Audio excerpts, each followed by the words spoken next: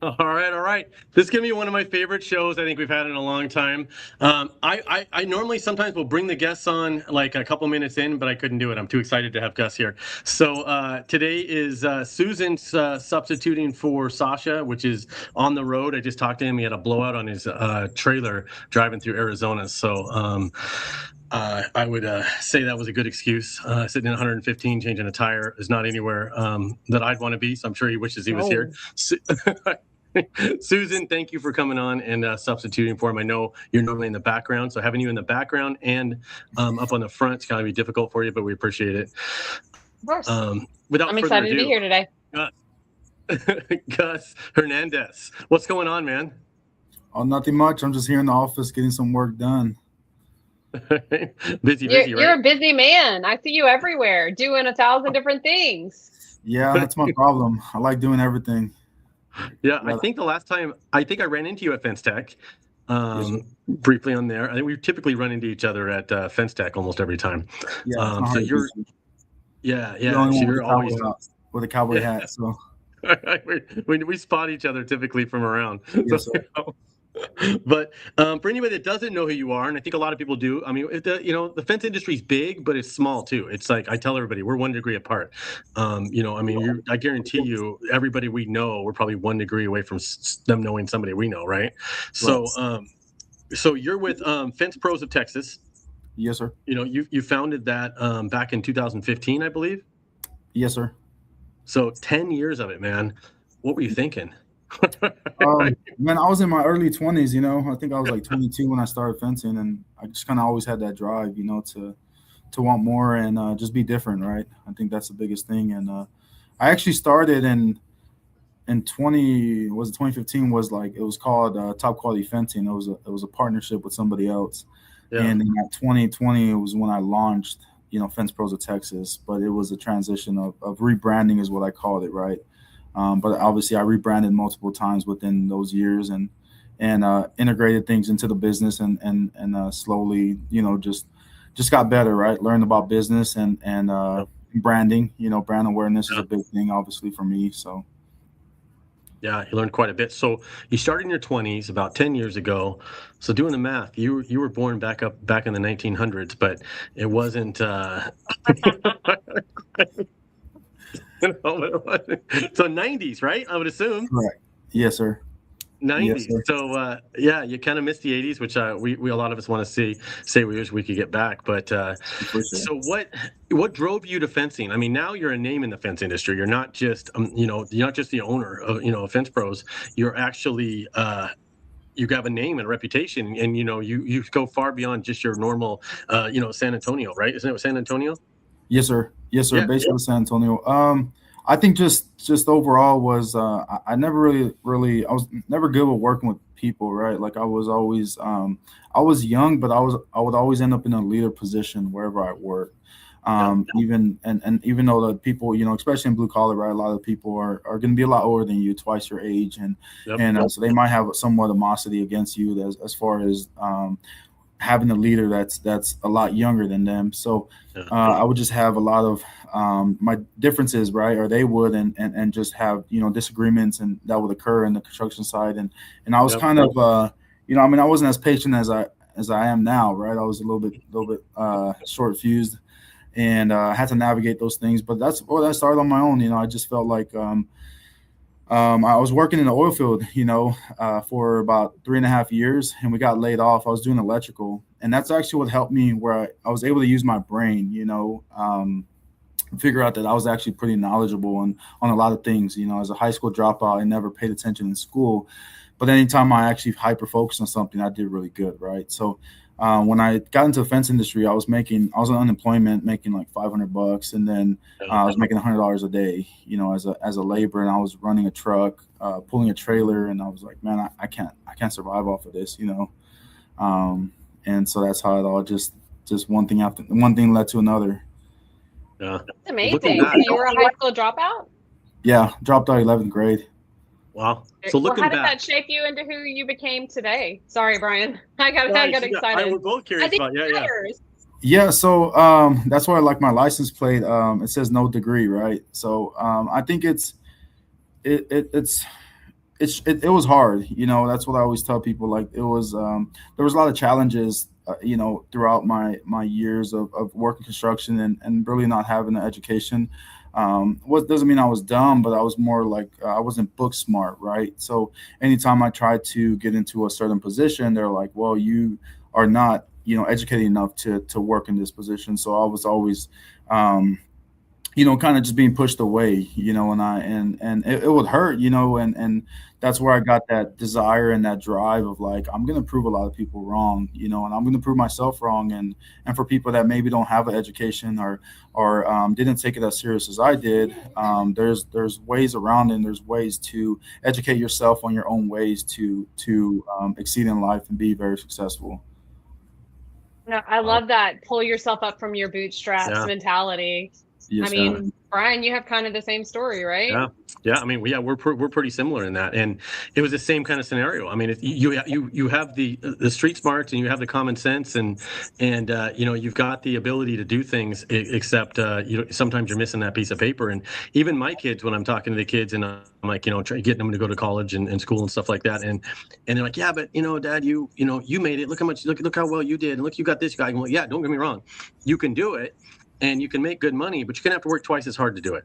And that's the difference. It's going to open up doors where, we didn't take during our hustle years. There was no week paid vacation somewhere, no 2-week paid vacation, or no money wasn't going into a 401k. It wasn't, it was, you can do it, but it's a lot harder. You're going to work for it, every bit of time. And time off is time off unpaid, so it's a whole different, it's a whole different way to make it. And it's good, but also at the same time, it wears you out. And sometimes you never get to retire, right? You can make good money your whole life, and if you don't figure it out, you just never get to retire, right? There's no, it's easy to not throw money into a retirement account when you don't have that structure of, of a company like that in that background. Yeah, especially I think that was the other thing too is just being in a leadership role, right? I always tell people that, like, it's not even being in an ownership role, it's just being in a leadership role. I don't even know how to do that. I was never structured, I was a high school dropout, so obviously I did what I wanted in school, that's why I dropped out. I was a class clown. I was all the ladies loved me. I was a freshman dating seniors, I was that trouble kid. I was skinny and baggy clothes, and but I didn't have no discipline. I didn't have no structure. I didn't have any guidance. It was just me. I did what I wanted. So then when I went to the real world, it was like, whoa, this is a whole new game. It's a lot different out here. But over time, you start getting experience. It's what you feed yourself, right? You can, in such a short amount of time, you're able to capture so much knowledge without a degree, right? And I'm not saying that it's I'm a fan of, I hope some of my kids, I hope my kids go to college, right? And they get themselves a degree, like my goal, and maybe this can be shared later, but it's like, I hope one of my kids go to UT Austin, that's a place that I have always been a fan of. And so, but ultimately, I do agree. College, do you necessarily need a degree? No, you don't, but does it help? I think in your early 20s, instead of living your life, or trying to figure it out, it kind of helps you keep discipline. It teaches you that you have somewhat of a 9 to 5, right? You have to be at school at a certain time, and you have to get good grades, and that's what teaches you your work ethic, and then from there you get a real job, right? So we had to learn it by being yelled at by some guy on a construction site, with half his ass hanging out of the back of his pants. So it's like, yelling and cussing and calling us names that we didn't know existed. So it's a different, but what was interesting, you said, you didn't really, it's similar. Because, you didn't enjoy school sometimes because you didn't feel comfortable as much around all the people and all this, and you didn't fit in social wise and stuff. But I think what's interesting about that is we typically become entrepreneurs though, anyway, right? You leave school and you become an entrepreneur, which you would think would be around people, but it goes back to what I always say: the higher you go, the lonelier it is, and maybe that's how we like it, right? So it's like we can isolate ourselves now on purpose, right? Yes. And it's so funny you say that, because a lot of people think that I can talk with anybody, right? I love to give advice and to I like to teach people, right? I like to be a better leader. Don't really have. My biggest thing is that not everybody has to be a business owner. Not everybody has to start up their own business. You can make really good money in the position that you're currently in, or you just work on moving up, right? So I tell my team that all the time. But what I get a kick out of is basically telling them, like, you don't have to be like me, where like people see on social media where they're like, man, you're so popular, you're this and that. I'm like, I don't like being at bar. I don't go to bars. I don't go to social settings. When I go to networking events, I'm like, I don't talk to anybody. When I go to the gym, I go to this gym, and it's a small gym, but it's very busy. It's very active. And I just put my headphones on and I don't talk. And people are like, dude, you really don't talk to people. And I'm like, no, I don't like to. Like, it takes a lot of my energy to do it, you know, and not because I hate people. It's just, that's the way, you know, just how you said it perfect. Like, that's the way we are, you know, we get lonely. And we just kind of just to ourselves, and we just figure things out, right? Like, I'm going to put my head down and I'm gonna figure out how I can get ahead in life, right? How I can get through these rebuttals or these issues that we're having in the business. Yeah, some people can't do that. Some people can't do that. They can't, you know, they can't bear themselves into work for 3 days. They're just like, they get depressed. And you could sit there in an office and work on your stuff for 3 days with yourself and some 5-hour energy drinks and some coffee, and you got the TV going and whatever news you're watching or a movie, and you're like, man, this was the best day ever. I sat the whole day in the office, and it was a Saturday, and this was the best day ever. I agree. Yep, I am on the same boat with you. I agree. Right. Well, and you also said, like, throughout your life, you found yourself in like leadership positions, like, consistently. I know you also have like 4 daughters, right? Yeah, I got one right here. Yeah. Those are the leaders, man. Make no mistake. He works for them. Right. Yeah. But how has being a dad actually changed the way you lead your company? It's changed a lot. You know, I always say, I think my, you know, when I turned 19 is when I had my first child, right? Which now she's 13. She just turned 13 Sunday. And what I tell people is, like, I think she saved my life. You know, and it's not just like jokingly. It's like, no, I didn't have a purpose, you know, and I think, you know, I try to tell everybody, like, you have to have a purpose in life. And now my purpose is my girls. And even though it's like, yeah, I used to want a boy, and you know, it's tough, you know, like, accepting the fact that, like, I have girls, like, it's but they're amazing, they're all unique, but it holds me accountable as far as, like, I don't really drink I never really drank, but now I don't really drink. They have never seen me drunk. All my kids, none of them ever seen me drunk. I don't curse in front of them, you know. I take them to church. I try to, like, I love music, right? Like, if I'm in the office, I'm like, Alexa, play like Young Dolph, and I'm like, I need some rap music to get me pumped. But when my kids around, I put like Christian music, or I put music they like, you know. And I think that's what molded me into who I am today, is because of them, you know. Because I've done a lot of wrongs in my life, you know. I used to steal. And Alexa, it actually turned on. Sorry. I had a feeling that was going to happen. Like, Alexa? You can't say that name in my house and something not happen. Sorry, I didn't say that name again. But yeah, so they have definitely changed my life. I've been blessed, and you know, slowly just becoming a man of God. That was another thing too. That's I implement in the business, where, like, I think we have like scriptures on our Fence Pro cups, and that's cool. Try to do. It says, "Whoever walks in integrity walks securely." It's Proverbs 10:9. So I just think a lot of these things, the person that I have became now, is because of my kids. It 100% is because of them. Yeah. You sure it wasn't because of TikTok? I mean, come on, we're different people now after TikTok. We're all different. TikTok gives me other distractions. but I don't want to forget that, because you and I are. I even after hearing this conversation, conversation we had in the past, we do a lot of. I think we see each other a lot on social media. We always chit chat whenever we see each other somewhere, but it's a lot of in passing. There's always like a million people around us every time we've ever really kind of hung out. You're super famous around the industry, so yeah, everybody always stops you. So yeah, I mean, just in general, you get people walk up to you all the time. It's like, you know what I mean? It's just literally there's crowd. Typically, it's just hard to have conversations about in groups of stuff and in those settings where you're trying to walk a whole expo hall and see things. But social forget media, like we think we know each other because of social yeah, media also. Like you forget that, oh no, I've never actually met Gus in person, but because we have this social media relationship where I'm watching his videos and liking them and he's right, watching our videos and liking them, like we're friends. Yeah, we're like best yeah. friends. Yeah, Right. we don't even, right? You're like, hey, I'm talking to my best friend. You guys never even met, okay? My best friend. I know all about him. It doesn't matter, you know. He calls me, I'm there, okay? Yeah. Right? I'm online. Okay. Yeah, Right. exactly. I agree. No, but you know, so I'm a lot like you when it comes to that. You know, I mean, obviously I buried myself in work. I became an entrepreneur and I've started many businesses throughout the year. And I could start a business up and Susan will tell you, I'm guilty of just sitting down for 4 or 5 days, even though I've got it now, my team is getting bigger and bigger and bigger. And I got to force myself to have meetings and team meetings. And I'm bad at delegating to people. Like I just expect everybody to do it, as that's the problem. And then they're waiting for an answer from me and I kind of micromanage it and it's all in my head. So I'll just do it. You know, I'll spend 3-4 days till 2-3 in the morning every night working on it. And and it's easier sometimes by myself. So but social media, and I was shy. Same thing when it went to I hated house parties.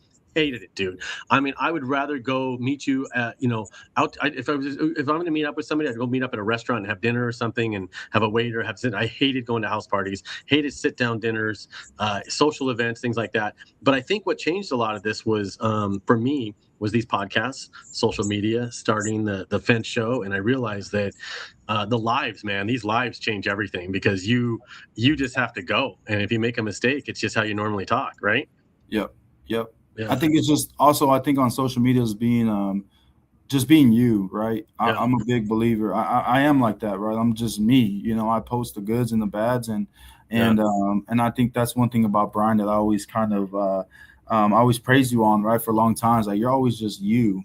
You know, even if you're wrong or you're right, you'll share it. You know, you're not scared to speak up for what you feel is wrong, but also you're not going to hide it. Even if you're wrong, you'll admit it in front of the world. You know, and I think that's one thing that I always liked about you, and that's why I always follow you. I can get that good energy. You know, the being real, being yourself, and not being somebody that you're not. Yeah, well, same. I appreciate that. Same way. I mean, same way. I always enjoy watching you and everything you're doing on there. But social media changed that for me too, because I mean, I don't know if you know the story. Susan might barely know it. What got me really into the social media was I was on a vacation with my wife and my daughter. We were up in Oregon, and everybody's doing this. They're in the front room, and this is like this little town in the coastal thing, and they're in this Airbnb we rented with a bunch of us. They're all on the floor and they're jumping up. They're all standing in front of a phone. Never seen this TikTok thing before. And they're jumping up doing some weird dance where they're all like, I don't know, corrugated thing to some weird song music or something. I go, what is that? I go, what are you guys doing? And it was like some whatever was big at the moment, right? Whatever they're all supposed to do, where you turn around and do something silly. So anyway, and they're like, oh, you wouldn't understand. You wouldn't understand. It was my daughter too. She's like, you wouldn't understand. This is social media. I go, I could do that. What are you talking about? And then I go, what is this? I got on TikTok and they showed me what TikTok, put it on my phone, and I start scrolling through. But for me, I was interested in all the funny shit, not like the, you know, the music and the politics stuff. I was interested in the funny stuff. And then I learned that button where I could just like mimic what somebody's saying and use me to talk of words or whatever they call it. And I did the first video and it was like 20,000 views. Next thing you know, I've got like with a period of like 2 months, I got like 27,000 followers, and these videos are getting millions of views on TikTok. Yeah. That's what started the whole thing, right? Really? And then but I was enjoying it. You know, I was just genuinely enjoying it, making these funny videos, and it was hilarious. And that kind of broke me out of my shell. It was kind of like the first time you did karaoke. Do you do karaoke? Mm-mm. So I probably never do karaoke. I don't want to hear you do karaoke, but go ahead. No, dude, it was terrifying. Dude, it was terrifying. You know, because I'm afraid of what everybody thinks in front of a large crowd like that and singing and stuff. And then I hated it. By the end of the night, dude, I was just like, give me the mic. I was just like Kenny Rogers and Gambler, whatever I can think of, and Journey, and you know, it was a blast. Yeah, so as long as you had a good time, right? I don't know what everybody else thought about you, but as long as you had a good time, that's all that matters. Yeah. So what's your go-to social media platform? Right. So my Facebook is probably my strongest platform, but I've also been active on it the longest. Yeah. Yeah. Well, I don't know. they're all pretty strong. But I say I post more on Facebook. No, we know you're a big deal, but which one? I don't know. Like, I mean, I think my TikTok has like 8,000 followers. Instagram, I had a couple viral videos this year and last year, so I probably have like 11,000.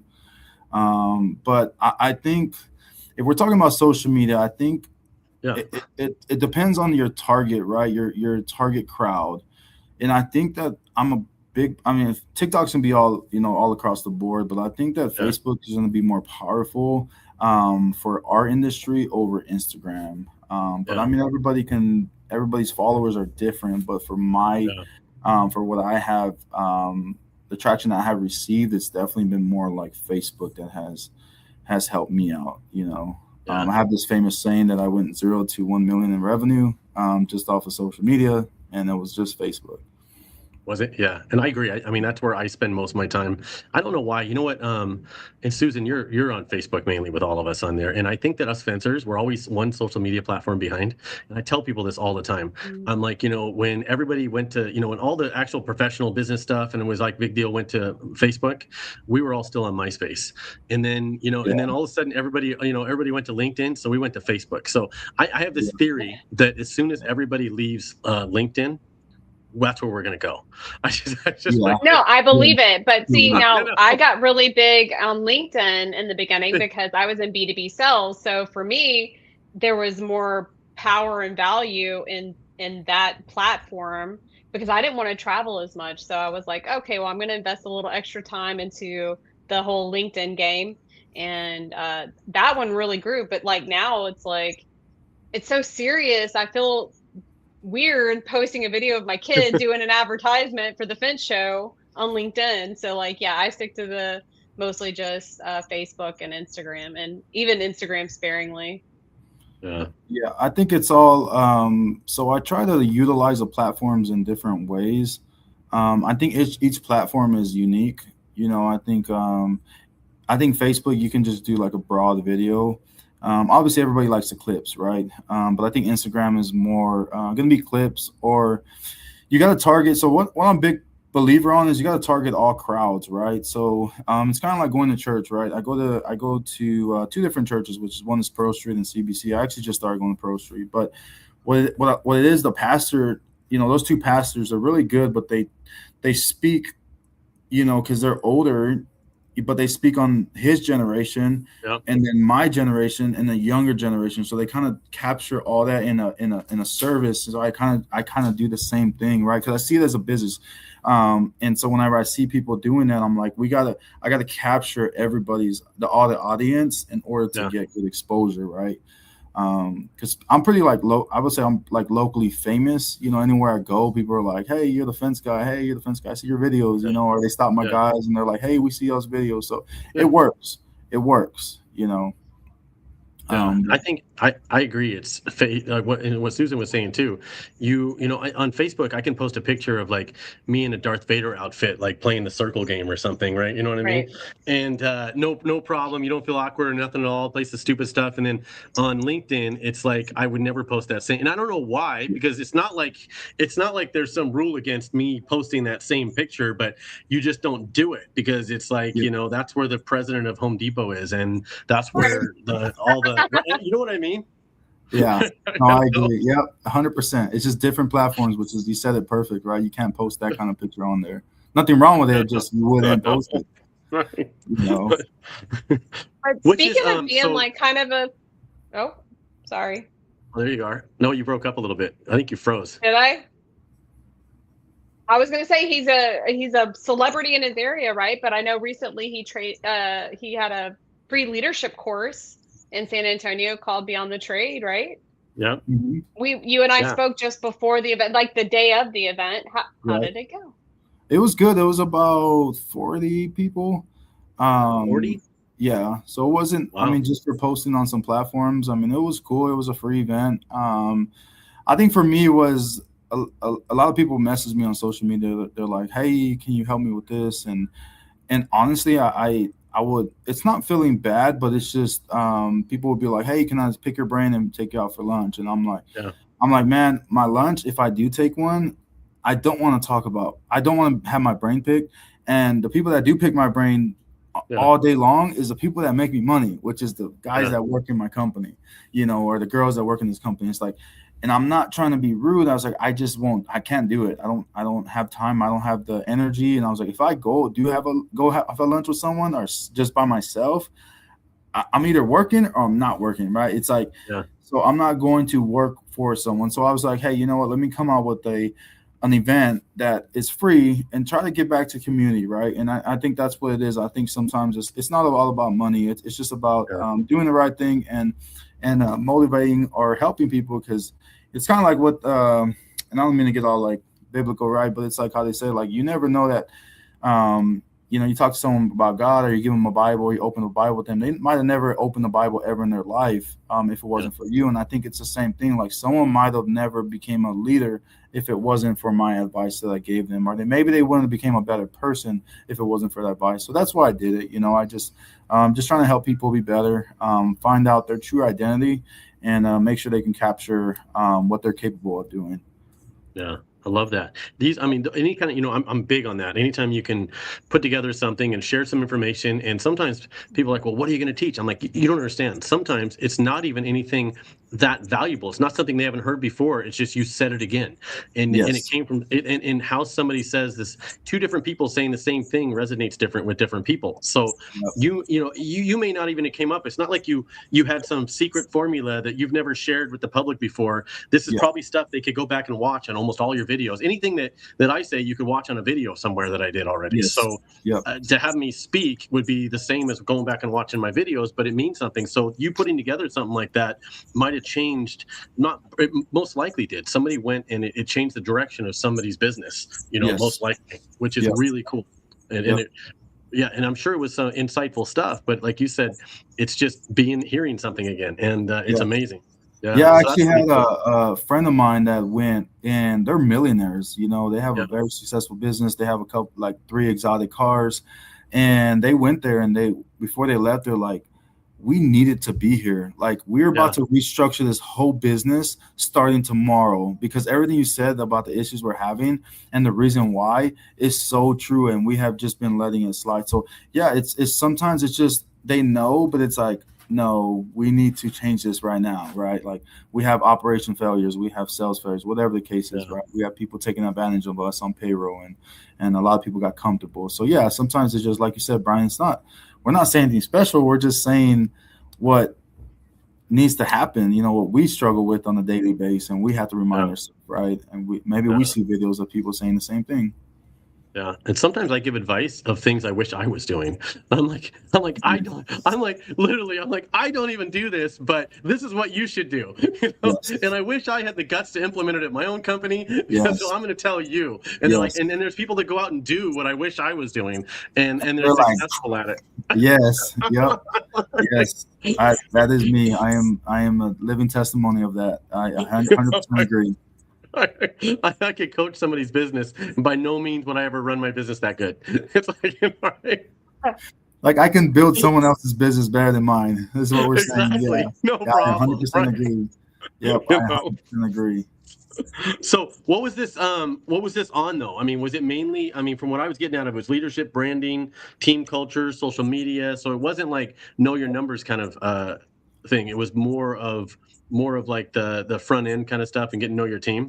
Yeah, so because I'm a big believer on, like, I don't think everybody should be a business owner, right? So I don't like to speak on certain things, because then it gives your own team, right? Like, man, what am I doing if he's saying I should have a business, and why am I working for him, right? So I don't ever want my team to feel like I'm belittling them, or I don't think that they're capable of doing those things. No, I'm just saying that, hey, you can make, 150 to 250,000, $250,000 in fencing, as a sales rep, and never have to do all the things that I had to do, never have to invest so much money that I had to invest, or we had to invest, right? Yeah. And that's where I have those events, or anytime I speak, if you hear me, like, I talk about leadership. I talk about just finding the better you. And that's what the event was about. Just figuring out what you're capable of doing. If you're a laborer, try to figure out how you can be maybe a supervisor. If you're a supervisor, figure out how you can maybe move into sales, right?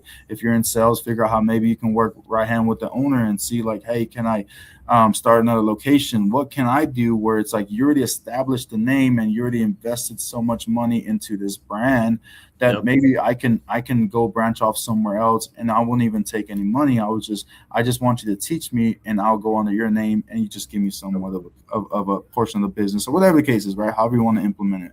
But that's what I was preaching. Yeah, it's always interesting. So what you do a lot of local stuff. I know, Susan, I'm kind of hijacking this thing and I'm completely out of sequence. I told you I wander down these rabbit holes. Okay. So we're never going to get back on track. Yeah.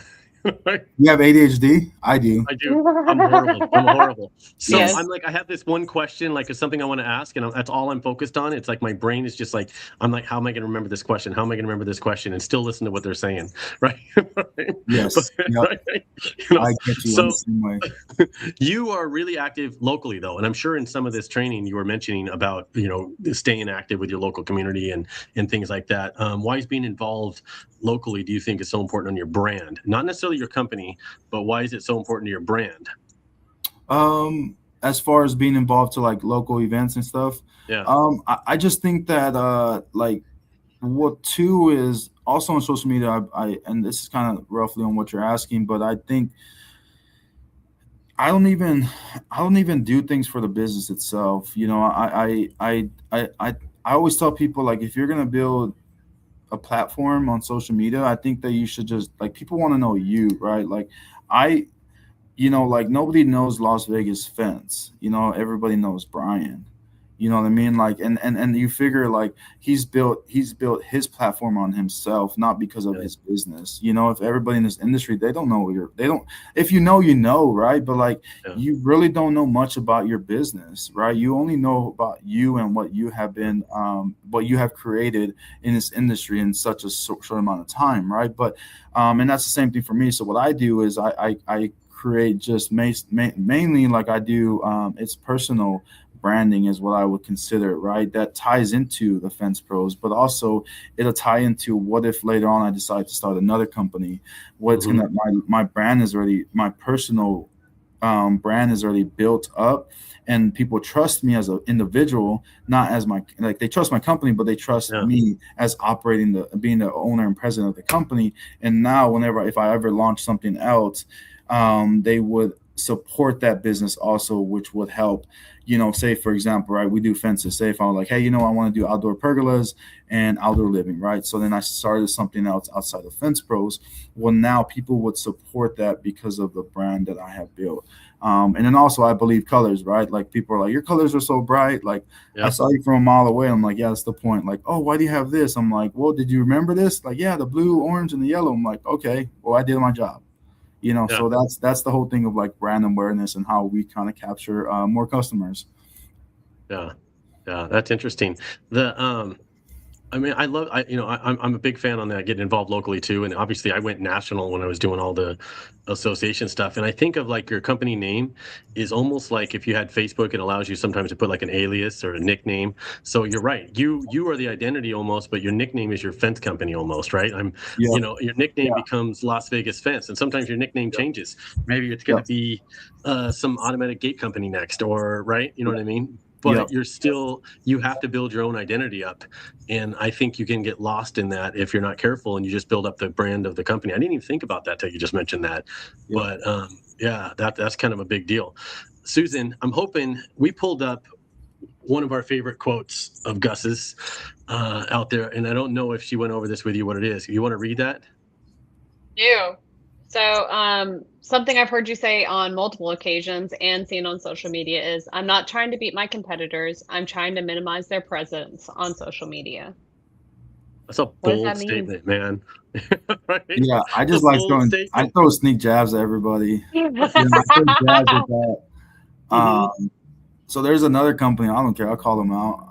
I don't care for them. They do shitty work. But I don't talk bad about people. It's just honest truth, And so they do these videos and they're like, we'll match anybody's fence. We're a discount fence.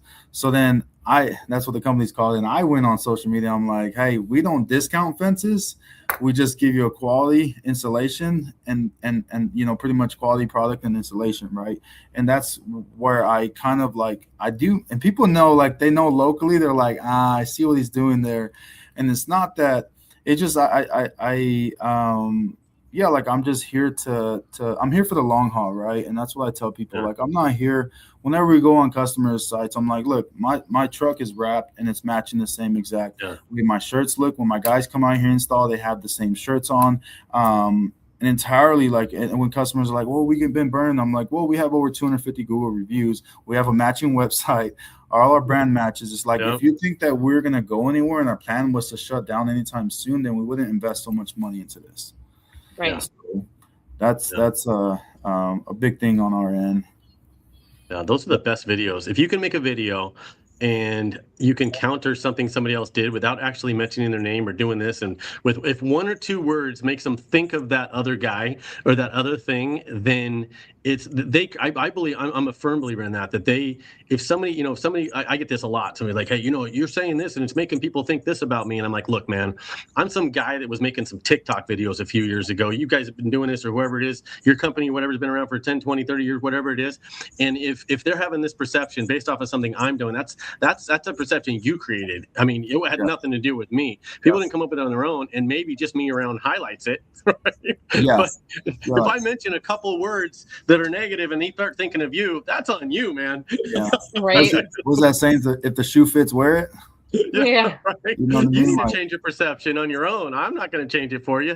Right. And that's the thing. You talk about companies like yourself, right, that have been around for how long have you been in business, Brian? You think about 20 years? 30 years almost. So was it 99 would have been the first for my first fence company, right around there, and then it kind of morphed into Las Vegas Fence over years. So so it's been in Vegas. My first contract license in Vegas was 99, I think 98. Crazy. Yep. So over 20 years. And so you think about it, right? And that's what I tell people. I'm like, all right, Fence Pros of Texas, I launched it, even though it was around like 2018, 2019, but I officially launched around 2020. And I'm like, so how do you go against companies that have been around 15, 20, 25, 30 years, and especially in commercial, right? Not even just residential. And it's like, how can I get in front of people with just a regular brand? It's like, no, I got to stand out more than everybody else that's been around, because they already built this relationship. If they didn't build it, their dad did, or someone in that company built that relationship and that repetition of doing jobs for them. And so how can we stand out and how can we get in front of them? And that's how we do it, right? We do it by this brand, and it works. It works. Yeah.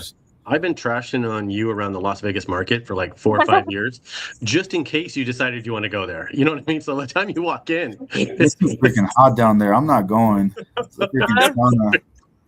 Yeah, you can have that desert. Yeah, you can have that desert. Yeah, don't worry about me over there. I know we're going to get towards Susan's going to start doing this to me in a second, saying, okay, come on. But so when did you realize, and I want to get a few of these things out here because I think it's a big deal. I kind of told you when I realized social media for me, when it was kind of, when I thought it was a big deal. When did you realize social media wasn't optional anymore? Like, when did you realize that, hey, if I'm going to grow my business, I'm going to have a business, I'm going to do this. Social media is not an option, whether I'm shy or whether I don't want to make videos. When did you say, this is not an option anymore, we're doing it? And man, honestly, that's like what I started off with. Like what I tell people is like, I went 0 to $1 million, and I had a cheap website, but I didn't have a Google platform. I didn't have any Google reviews. I just had Facebook reviews. That's literally all I had. I didn't use Instagram. TikTok wasn't really around it, at the time. It wasn't popping. So it was just Facebook, and I would go on pages, and I was so hungry, and it was like, that's all I knew. I didn't know what a Google profile was. I didn't know what Google Ads and Google LSA is, and I just knew Facebook, and then I just kept posting, and I'm like, I got better at it, and then I didn't do videos. I'll just post before and after. I don't know. If you look at my social media, you'll see where it starts trending, right? Like it starts pretty basic, and then it gets better, and it gets better and better and better. Mm-hmm. I didn't know none of that. That's all. I was like, how can I get in front of people? I don't freaking know. I guess Facebook, and it worked. It kept me busy, and but then I get to a point, like I tell people, is like, you want to get bigger well, then you got to think bigger, and you have to look at the resources that you have, because Facebook's only going to get you, social media is only going to get you so big, right? It can help you. It can get brand awareness. It can get in front of people that maybe don't need a fence now, but they might see your video and they'll call you 2, 3, 4 years later, right? Because of social media. That's how you're able to get in front of them, because there's no longer like billboards. That's not a big thing anymore. No. You know, it's you used to see these TV ads. It's not a big thing. People don't watch TV anymore. They watch Netflix. They want Amazon Prime. They watch was it Hulu, and you know, all these other platforms that are available. They're on TikTok scrolling all freaking day, you know, all night before they go to bed. So nobody watches that. And how do you get in front of people is by social media. And it's even more powerful now. And that's why I think that's why I'm so known to in the fence industry, is because I have figured out that recipe and people have seen it, and that's where they're like, how do I master it, right? They're like, this guy already figured it out. And I think that's why that's the only reason why people know me around here, you know, in the fence industry. Yeah, I mean, you're a nice guy too. I mean, if somebody comes up to you and talks to you, I know you say you get awkward in those situations, but I know you well enough to know if somebody walked up and wanted to get a picture with you or something, or said, hi, saw your videos, you take the time to acknowledge them, and you look at them in the eye. You're not, you're not standoffish or dismissive of them and things like that. And so that goes a long ways, that every interaction people have with you is genuine to the videos and stuff you make. And going on what you said, though, I'm a firm believer that you decide how big your company is going to be, not the economy, not where you are, not all that, not suppliers, not anything like that. And it's similar to what, I tell people when they're looking for jobs, and my kids and stuff, I'm like, if you go out and look for $15 an hour jobs, what are you going to find? $15 an hour jobs. You go out and look for $25 an hour jobs or $30 an hour jobs, what are you going to find? You're going to find those jobs. So, and same thing, if you build your website around doing nothing but residential work, it's kind of like starting a car lot and filling it up with Toyotas and being mad that you're not selling Mercedes. Well, your car lot's full of Toyotas. So that's why, right? So you gotta take the chance, and you got to put the energy in, and you got to build your site around, and you got to chase what you want to do, and you'll figure it out. I mean, I know people like to scare people away from commercial and this and that, and my idea of commercial is different than what most people are. Everybody thinks if you mention commercial, it's all general contractors. Well, for me, I do nothing but commercial, and it's all directly for the owners. So you got to get out there and chase it. So kind of what you said, when it comes down to that, you got to, you decide how big it is, basically. Yep. I agree. There's a lot of resources these days too, right? Especially like ChatGPT. I got an argument with someone. They're like, you don't use that. I'm like, you shouldn't use it. I'm like, well, you're not a business owner, and I'm not listening to you and your advice, but I think that there's a lot of resources out right now that's able able to help you maximize your business. It's just, you just gotta look, you gotta ask. It's there. It'll help you fill stuff out. I mean, you can screenshot, share it. It'll help you go through most applications on almost anything you want. If you wanted to get your sam.gov number, you wanted to get anything, there's literally almost nothing you can't go and apply for now, where if you take the time and you screenshot, send it over, here's where I'm at. I'm at this page. I'm at this page. I'm at this page.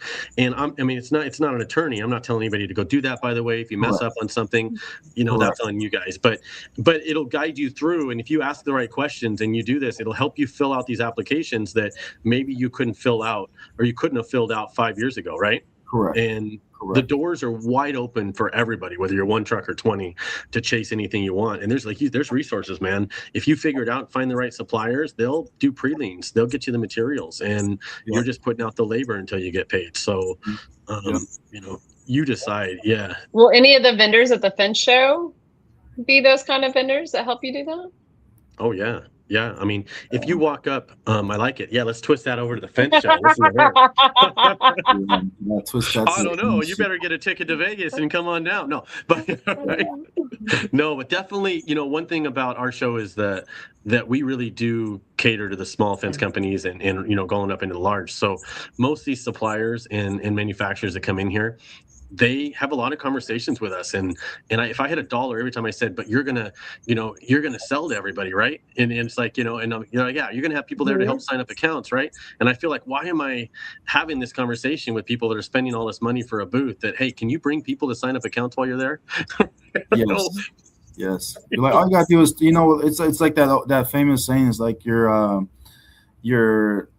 network is your net worth. Yep. And it's not like. it's not what you know, it's who you know, right? And it's like the resources are in front of you. You know, I tell people all the time, like, yeah, I go to the fence show and they might tell me things I'm like, I don't even know I'm listening to this. Or it might be like in the classes, right? Or it's like the same thing that I'm like, we already know this, but now I'm writing it down. I'm like, I need to do this. Like he's telling me this, the person in front of me is telling me what to do. But also I always tell people, I'm like, when you go to the fence show, any of them, what you're able to network with everybody that's around you, and maybe they're having the same issues that you're having, and you guys are able to, you know, bring knowledge, share knowledge and maybe and resources to help each other grow. Or you meet people that, like for example, from the fence show itself, I have met people that have a $10 million fence company, 20, 30, 40, 50, 100, and you're like, I would have never had a chance to talk to these people, and they're just like us. They have came from nothing and they built something out of it, and so they want to help us. They want to help the smaller companies, and like for example, I have, you know, Jeff out of Titan Fence from Dallas.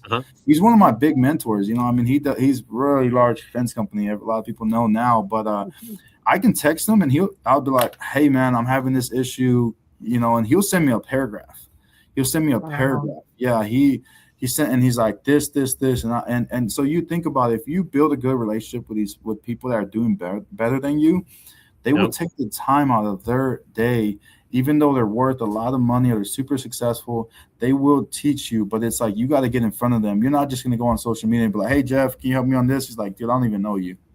You know, so that's why I go to these shows. Yes, ma'am. Well, when I called you and asked you to come out and teach a class, like that was almost your response. Like I'm prepared to give back to our community in any way I can. And if you call me and ask me to help share any knowledge, even if it's no knowledge, it's going to have an impact on somebody. And that's powerful. That's a big deal. Yeah, and one thing I will share about Brian that I do like about the fence show. Is you're bringing different cultures. I always we see what it is, right? We know what the leaders and stuff that are in certain industry or certain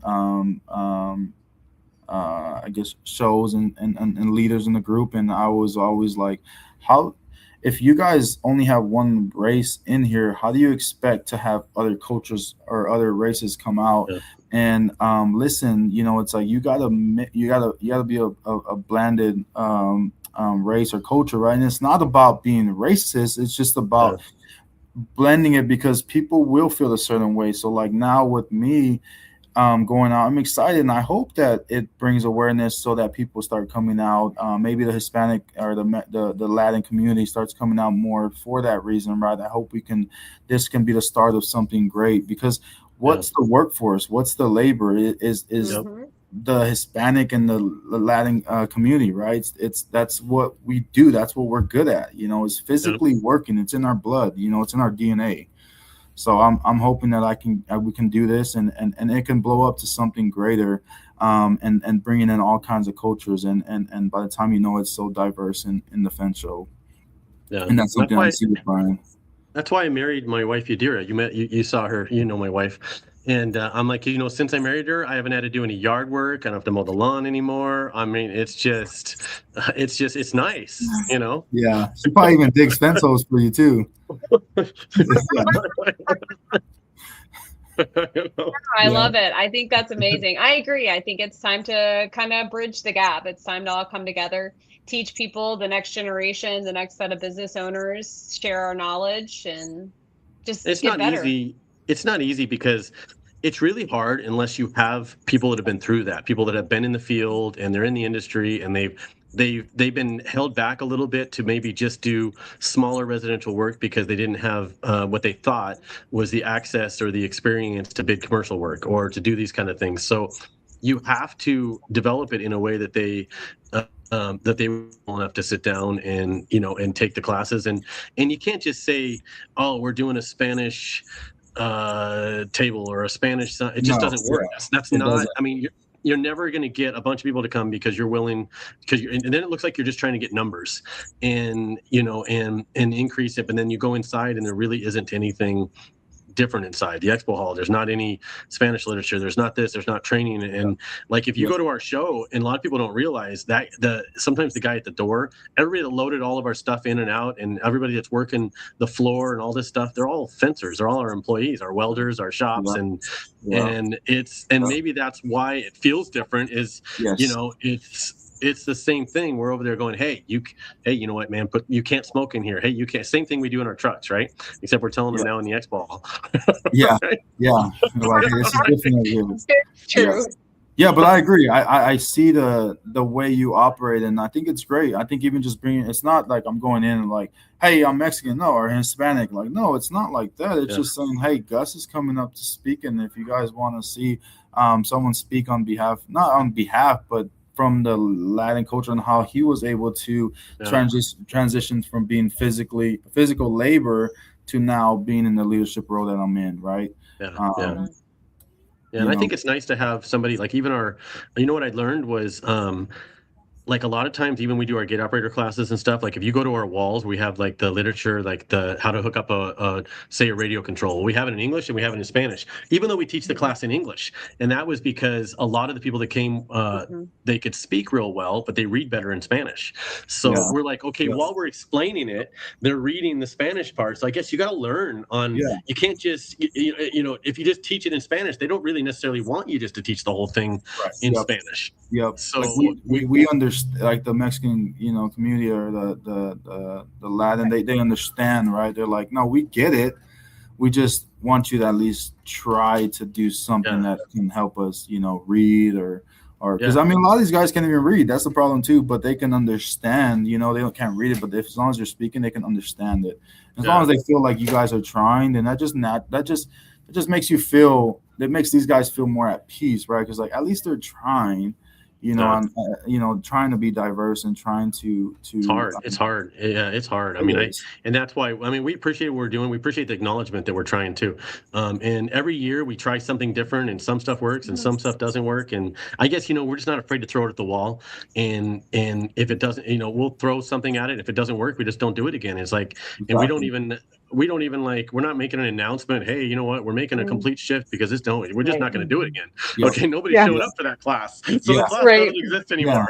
Like, hey, we're just not doing that, and like nobody's in here. Yeah, for sure. That's part of it, though.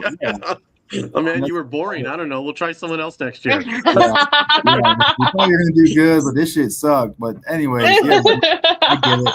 I am with you. I 100% get what you're doing, and you see the changes, but you're not scared of it. You're not scared of failure, and I think that's still what sets you apart. You do something well. You do something long enough, and it becomes normal. So you fail enough times, and it just you become comfortable with it, right? Yep, so before I know, we had our rapid fire ones, right? Still. Oh, you didn't have that. So I did want to ask though, now that you have more people on your, sorry, Susan, now that you have more people doing your videos with you, you know what I mean, and employees and stuff like that. And I have a hard time with this sometimes. I get some of mine to do it, but it's like they don't want to be in it. Sometimes they do, but they're really kind of awkward and uncomfortable. How do you make your employees comfortable, or maybe they're not comfortable? How do you get them comfortable with being on camera? Question. So not everybody goes on camera. Right. I had recently hired a buddy of mine, but he likes it, right? So it kind of worked. Yeah. So I'm like, but also if you look at my videos, you'll see that like I put, like videos of different people that go in where I'm talking, and it's like a script of somebody else. And then you'll see like the transition of different individuals because those people no longer work here, right? So my mentality is that like I can't fully trust someone to be on video, so I'll put them in clips, but I just kind of change it up. But also it's very difficult to perfect being on camera. Like I can be on camera right now, but if you bring a camera and you're like, hey, I want you to read these 2 sentences, I got to do it like 10 times. Like I am on the fly guy, right? Like I am, like how I am right now. But what I do is I write scripts out, and I'm like, all right, this is like, I just come up with ideas, if I'm like, ADHD, like I'll be talking right now about something and I'm like, oh shit. I'm like, what, before I forget, we should do this kind of video. And then that's my video. or like I'll just see something like on the road. I'm like, I should do that, and I'll write it down. And what I do is I just do small clips of like different people, and then my video guy is just amazing. He helps, he helps do the video side of it, and I just do the speaking. So, but I have like, so it's like what do you call it, a teleprompt? So we don't have one, but like what I'll do is like get my the iPad, and I'll just put in big lettering, and I'll go above his. Like I promise you, he's like this recording, right? He's like this. He's there with it. We have the mics on, and like if I'm speaking, I'll tell my guy like put it right over his camera, and I'm like just follow him. And so I'm kind of, if you look at my videos, I'm like reading it, and I'm like, and then once I see the end, and I kind of can go off without looking. But we're not good at this. I just make it work. I wish we had a big teleprompt because it'll be a lot better. But I do it with the guys. I'm behind him holding the camera or holding the phone, and I'm following him with the camera and stuff. And that's how it works. And we do it 3, 4, 5 times. So we never perfect our videos. It's very rare that we do it the first time perfect. So never think that it's easy. It is not. But I have the script ready for the guys. So it's not like, oh, what did I say? Like here, here. That's funny. I couldn't read a script, man. If I read a script, it'd be like this. Hi, Gus. I think you do a really good job on your videos. How do you make people feel comfortable? That's what I would look like in a script. Yes. And then I have to tell them like, hey, act like you're not reading. And it's like, how? And I'm like, just talk I have to like, hey, move your hands. Like, how are you doing things? Sorry, I am not reading this from a script. yes, pretty much. And it's like pause, like, because our problem is we can't see it, so we're like reading too quick. We're like, hey, this is Gus with Fence Pros of Texas, and we're like, whoa, hold up, slow down a little bit. It's like I can't because I can't remember the script. I just looked at it, so I get it. It's very difficult. I'm not a pro. We're fencers. We are not news. We're not on the news channels. This is not what we do for a profession at all. But I make it work. I think watch at your own risk. Watch at your own risk. We are not professionals. Do not attempt this at home or on the job site. We do construction. This is not what we're supposed to be good at all. Right. If you sat through an hour of us, that's on you. No refunds, okay? Yes. No refunds. Yep, 100%. Yeah. Yes, sir. Well, Gus, I appreciate you coming on, man. I know. Thank you. I know it's getting later for you back east. What's I say back? By the way, anything Texas on over is the East Coast to me. I've said this 100 times. It's yeah, that's valid. Did you hear I think they just passed something about they're not going to do daylight savings. It's going to be frozen or something. They're not going to. They've been trying to pass that for a while. So, y'all don't have that down there. We have daylight savings, but I guess they're talking about it not changing. So you're in an area where does it change where you're at? Well, like in the season, it does get dark though. So like, but they don't change the time. Yes, now they're not changing the time. I guess they're trying to pass that bill. I think Arizona is the only state that doesn't acknowledge daylight savings in the continental U.S. I mean, when I first heard that, I'm like, so we're all going to be on the same time zone? I'm like, then I was like an idiot, dude. I'm like an idiot. So you're dumb. Literally it was the dumbest thing in my brain. I spent, so for some reason, I was fixated on this for an entire 30-minute car ride to the office about how I won't have to have some people come in early to call people back east anymore. And then I even like made a phone call to say, how great is this going to be? And they're like, you're a dumbass. Okay, that doesn't mean a blonde moment. Yeah, you are not going to be in the same time zone as New York City. It's not happening. Mean that we're all going to be the same. Okay, but just for anybody that's listening, that it stays the same. We're still central over here. Because I think you guys are an hour behind. It's 4 o'clock here. Is it? Oh, it's 6 over here. Yeah, so we're 2. So 2 hours. Oh, you're on the same as Susan then. Yeah, so we're on the Pacific. I say the Pacific time zone, the only one that counts. So, I guess so. Most people don't. So anybody that wants to come meet Gus in person, if you haven't, it's definitely worth the chance to come up, shake his hand, ask a question, and hey, if you have a question in Spanish, ask him in Spanish too. So that's what's unique about these classes. So come and sit in one of the educational classes, say hi to Gus, walk around as well. And how can they find you on your social media channels? Instagram is Gus_the fence guy, and then Facebook is Gus Hernandez Jr. TikTok is Gus the fence guy. So pretty much Gus the Fence Guy. If you can't find me, I don't know what to tell you. Type in Gus the Fence Guy, and we're gonna drop it in the comments here. So if anybody wants to go and see what all the videos we're talking about is, and hey, you don't have to like it, but you can follow him anyway. But we're not professionals. We've said this, but you're gonna be entertained by it. There's no doubt. We all are. So I appreciate it. Go to fenceshow.com and get registered. You're not going to beat the deal to go see all these educational classes in one place. I think there's up to like 30, 40 instructors over a period of 5 days. The first 2 days is obviously a couple kind of longer courses where you can get certified in gate operators and some know your customers and things like that. But then we're going to have a series of them throughout the rest of the week for the Expo Hall. And the Expo Hall is Wednesday, Thursday, and Friday, October 5th to the 9th. Go to fenceshow.com, get registered, come say hi to us all. We appreciate it. Gus, thank you for coming on. Susan, thanks for filling in on the show for Sasha today. All right, you guys. For having me. Thank you. Thank you for watching, everybody. Thanks. FWA. It's time to go full throttle. Fence Show, October 7th through 9th.